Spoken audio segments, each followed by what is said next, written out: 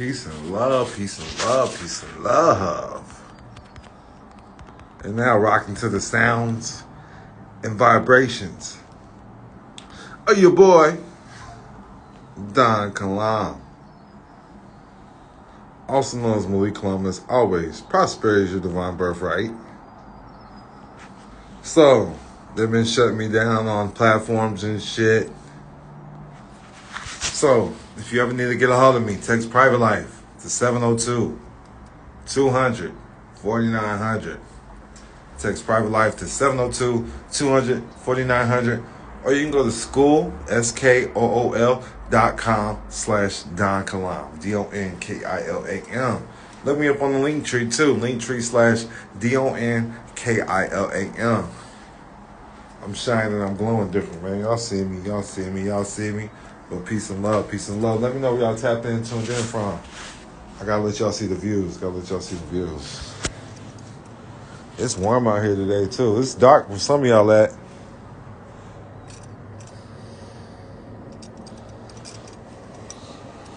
I'm shining out here, man. Shit just glisten.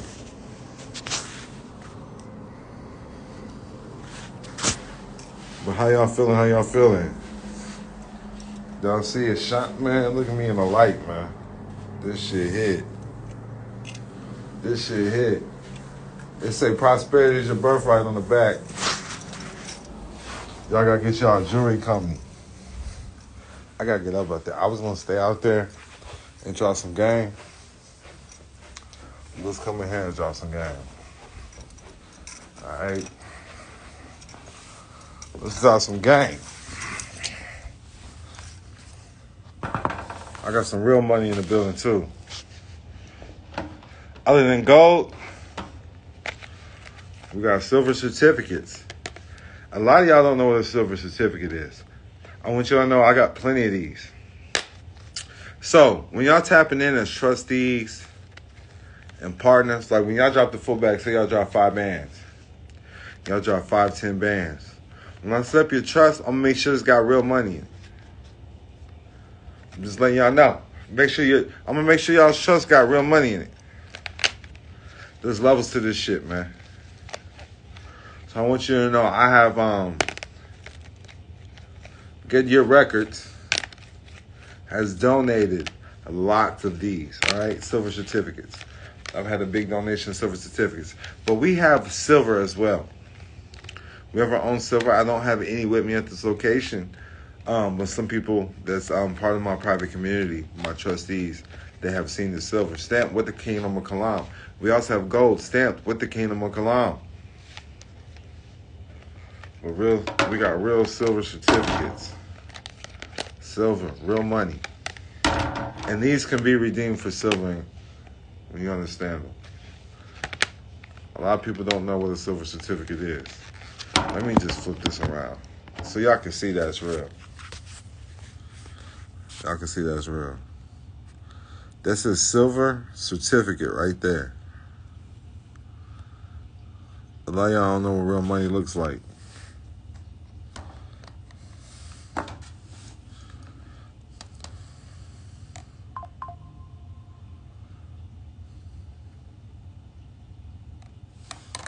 It's almost 444. This is real dollars. Y'all.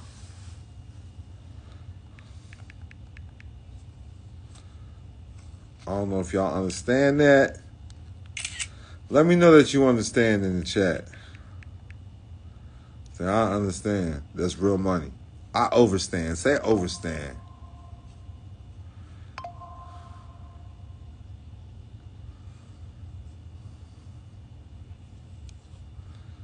I want to teach y'all some shit today, though.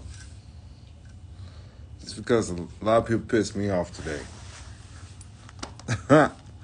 I woke up, it's Halloween, man. Let me get my big ass feet out the way. Hey, it's Halloween, though. Silver certificate, real money. Put it in a jewelry box.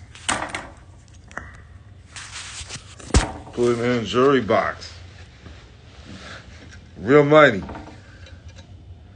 Real motherfucking money. Let's go, man. We iced out around this bitch. Real talk. So look. Hope this ain't the same fucking. Let me see. Alright, it's not the same. So. I'm gonna give y'all a key word. I need y'all. Here's a trustee word. Look, I'm not a licensed attorney or tax expert. I do this for educational, informational purposes only. But I am a doctor. I do have a doctorate of law and business. Simple as that. Not a licensed attorney or tax expert. These attorneys be talking shit about your boy Don Kilam. They out here talking smack about your boy. I just seen some shit in the attorneys. Them my haters now. So I don't give a fuck what nigga in the street say. I got attorneys talking about me. You dig what I'm saying? You dig what I'm saying? Give a fuck. New levels, new devils. Let's go. But the one word they're not going to teach you is compliance overseer. Compliance overseer. I'm saying again. Compliance overseer. Compliance overseers. See, this is what y'all need to understand. The reason being, it said the bar fraternity is a joke. It's in place for a reason, you know, but they're not doing what they're supposed to do. You dig what I'm saying? It's in place for a reason. I ain't gonna say it's a joke, because people are really going to jail. It's affecting people's lives, and that's not a joke to me. You dig what I'm saying? You follow me? That's not a joke. That's real life. They're out here playing with people's lives. You dig what I'm saying? So we're not going to say it's a joke. It's very real. Now,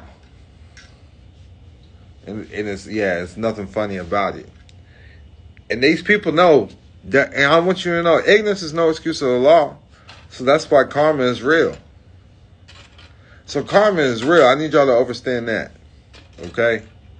Just because you don't see what's going on doesn't mean that because I believe God is good all the time. You have to understand that.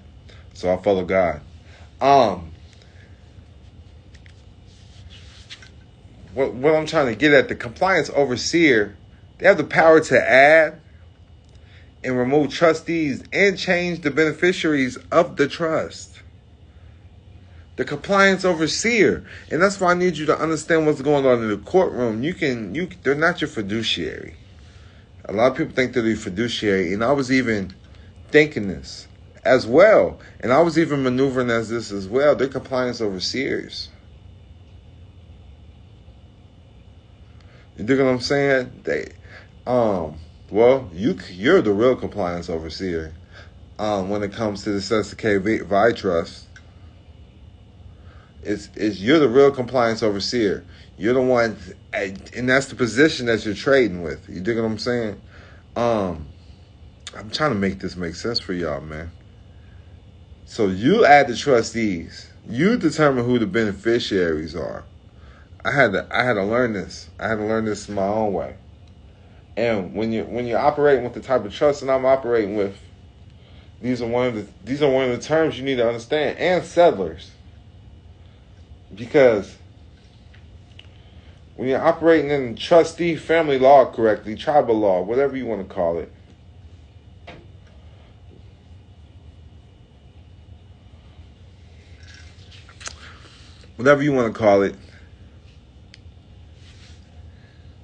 you only have to reveal who the settlers are. A lot of people don't know what that is. Let me break down that key word. I should be recording for my congregation with the screen share. But this is what you get when you get a call. I screen share with you all day. That's my homie Keno here in the chat.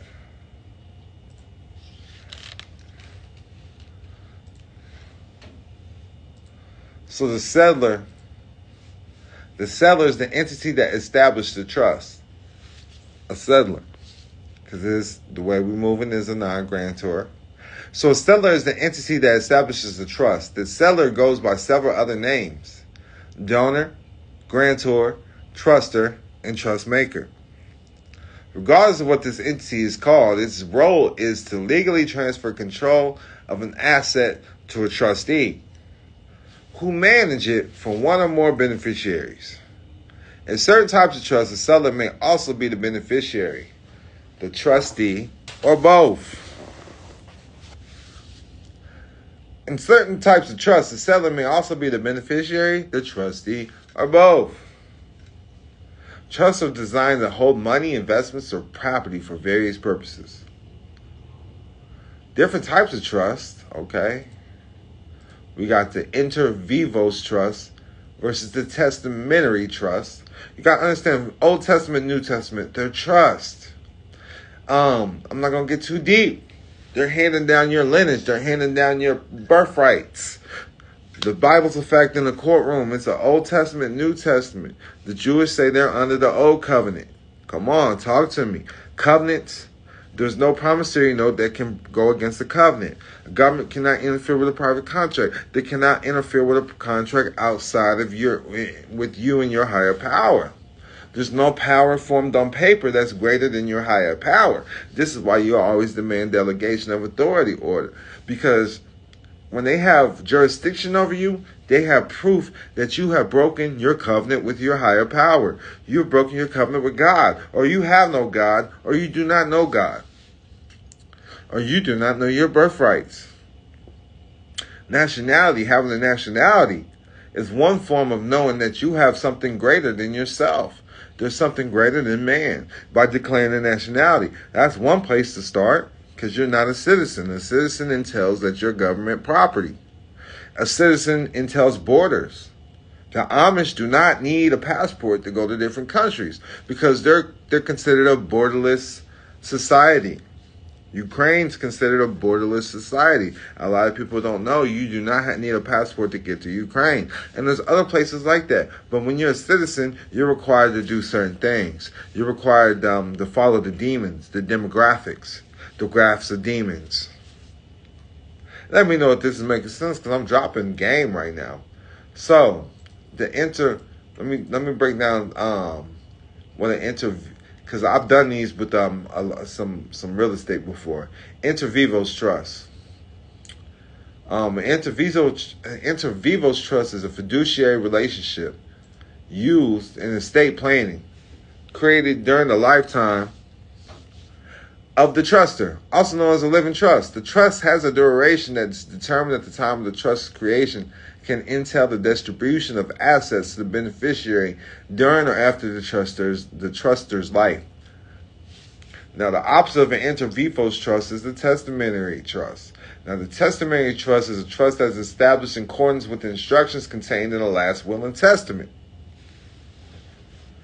Say it again. A trust that is established in accordance with the instructions contained in the last will and testament, a testamentary trust. There has to be a last will and testament. That's why it's called testamentary trust. And that's what's going on with the Bible. It's a testament. You got the Old Testament, New Testament. Now, testamentary trusts are one of the two types of trusts that are allowed by Canadian law.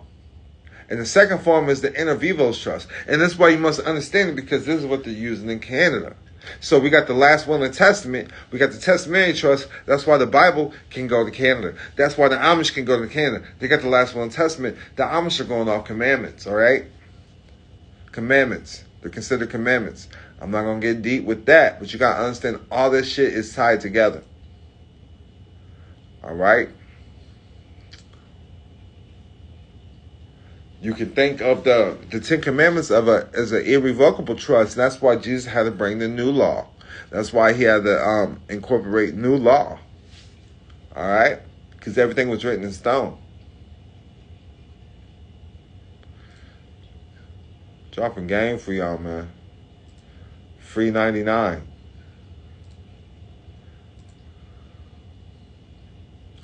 So, a compliance overseer. Understand it.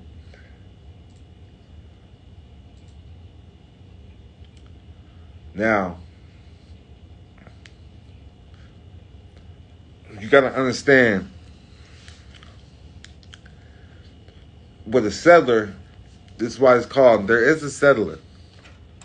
But with that being stated, that's why this trust that we're using that, even though it has a settler, it's a non-grantor. So when it comes to a non-grantor trust as opposed to grantor trust, the baseline concept is that the taxpayer who contributed the property to the non-grantor trust is no longer the owner of the assets. As a result, the one who contributed the assets is typically not taxed on the income. Rather, the trust and beneficiaries of the trust who receive distributions are taxed on the income. In addition, if the trust is irrevocable, then it's very difficult to remove the contributed property from the trust, absent rules involving decanting the trust and other trust exchanges. All right? So, non-grantor. Irrevocable, complex, and we're going to get to it, discretionary. All right, and then the spendthrift trust. These are all different trusts. So you can't tell me that it's a scheme. Because you have a non-grantor trust, you have the irrevocable trust, you have a complex trust, you have a discretionary trust, you have a spendthrift trust. So why you can't put this together? If you go to the IRC section 643, that's what they use. And I don't necessarily use those codes per se because the government can't interfere with private contracts. So you're going to have your own tribal codes, your own tribal law. And that's why I work directly with ministry trust, faith-based organization. If you want to use the code, that's 508C1A. I'm going to let that sink in for those people who like to use codes. So, if you like to use codes, non-grantor, irrevocable, complex, discretionary, spendthrift trust, IRC section 643. Now we're doing the faith-based organization. Government can't interfere with a private contract. That's Article 1, Section 10. But for those who need a code, that's 508C1A. Look it up. You can't dispute it. Nothing you can do. For everybody that wants to say, scam, fuck you. You know, make 7 up yours, motherfucker. 508C1A. Now, under Title 26, this refers to the definitions of income for tax purposes for certain trusts in the states. Subsection A refers to distributable net income, which is a complicated concept, but in a nutshell, it is what is considered to be income for trust distributions and deduction purposes. In other words, when the trust files its tax returns, it is able to deduct its D&I from its overall income. It gets infinitely more complicated from here, depending on whether it's a U.S. trust or a foreign trust, and whether it involves a throwback rule, a lot of different shit. So look, I'm going to always be a foreigner, all right? Throw that out there. I'm always foreign to the United States government. Secondly, faith-based organizations, we do use 508c1As. We donate everything. We don't take distributions. We donate everything. If we're going to take a distribution, we're going to take a loan. We're always going to be in debt to the trust. Now, the trust does have to take care of the family. It's a family trust. It's a tribal trust. So its main job is to make sure that the family is learning and growing. The trustee's job is to grow the trust. The beneficiary will always be a faith-based organization. The beneficiary will always be, it's not going to be a person. It's not going to be a people, okay? It's going to be what's designed to take care of the if you're going to be on food stamps, you're going to be on welfare, you're going to your faith-based organization. We need help, church. We need help. You know, everybody, every pro athlete you've heard, we'll say Steph Curry, you've heard of the Steph Curry Foundation. So everybody has a basic concept of having their own nonprofit organizations. And we do these as 508c1A ministry trusts. That way it's non-taxable. Its job is to take care of the family. Its job is to make sure the family has the best. Make sure the family has food. Make sure the family has a wardrobe. Key word, wardrobe. Make sure the family has the best education. So the trustees can always grow the trust. That will have insurance. Some people call it keyman insurance. I've seen ways that keyman insurance was established. I like to do the whole life insurance. Whatever creates compound interest. But just in case you do take loans, the trust could take a loan from the insurance. But the thing about it is, if the trustee passes or the trustee leaves, we need some type of passive income to replace that. So,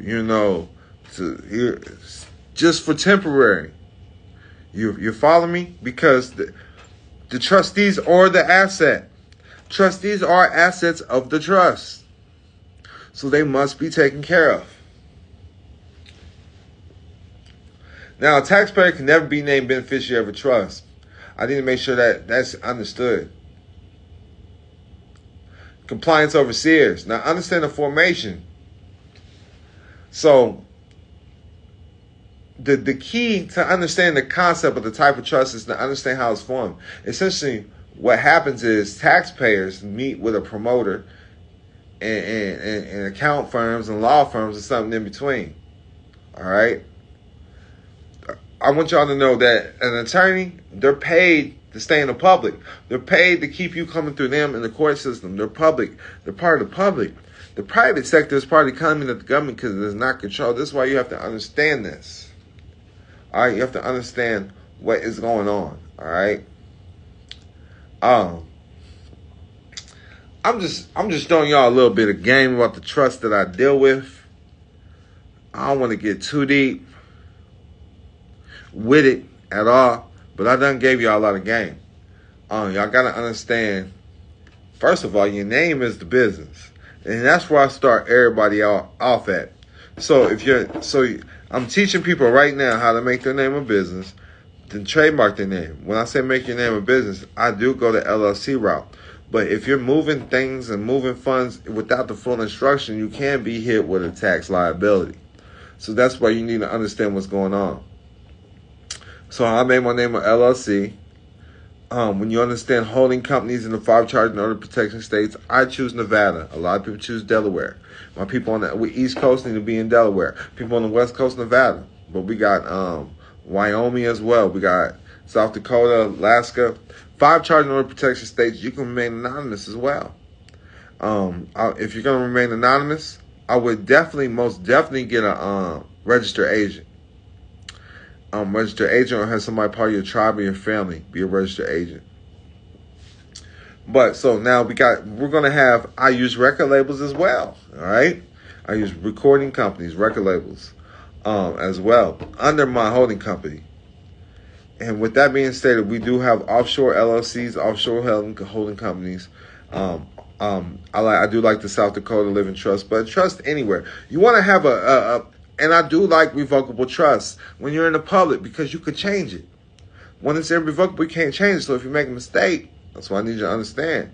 But in the private, they're going to be irrevocable. The government can't interfere with the private contract. The substance versus form. The private contract, the private trust is going to create everything in the public. Hey, here's the paperwork saying you can open up a bank account. Here's the paperwork saying you can open up a trust account. Here's the paperwork saying you can do this with the business. You follow me? So the private trust, there needs to be minute meetings. That's how everything operates. That's how everything works. Now, once you got your name as a business, the beneficiary owner is a home company, family trust, something like that. The family needs to own the name. The intellectual property belongs to the family. The family created the name. So why would you give this name up? Why would you give this name up to the government? Why would you allow the government to use this name? Do you think Jebediah, part of the Amish tribe, does that? I'm just saying, you don't see no paperwork saying, hey, this here Jebediah. I don't know their names, man. I'm just the Amish ain't putting their name on paperwork. That's making a graven image. That goes against the second commandment with the Amish. They have their own laws. You don't have your own laws. Family law is private law. The government can't go against family law. Child support court is not family court. You understand? They need a family to show up to or not show up and when it goes to child support court, because that's not family court. How can child support court ever lay down law and affect your family? Because you allow it. You don't have no rules established. So you do need your own constitution, you need your own bylaws, you need your own instruction. You know, as soon as the Bible starts off, it got the 10 Commandments right there. You know, the Bible's a fact in the courtroom. There's a lot of shit going on. When you do that, there's war, there's famine, there's all types of shit. So that's what they're using against you. So you got to know what's going on. You got to know who you are, man. So it starts with owning the name. If you get confused with, they'd be like, who's the grantor of the trust? Say the family. Who's the trustee of the trust? The family. Who's the beneficiary of the trust? The family. It's simple as that. And it's just established correctly. Family foundations, private foundations, private ministry trusts, private memberships. You know, things like this, man. You have to be a private member of the family to even be. That's how the shit goes. I hope it makes sense, man. With that amount, man, I'm just dropping y'all some game today, man. I'm just trying to show off the ice, man. That's all. I'm just trying to show off the ice. Tap in with your boy, Don Kilam. Peace and love.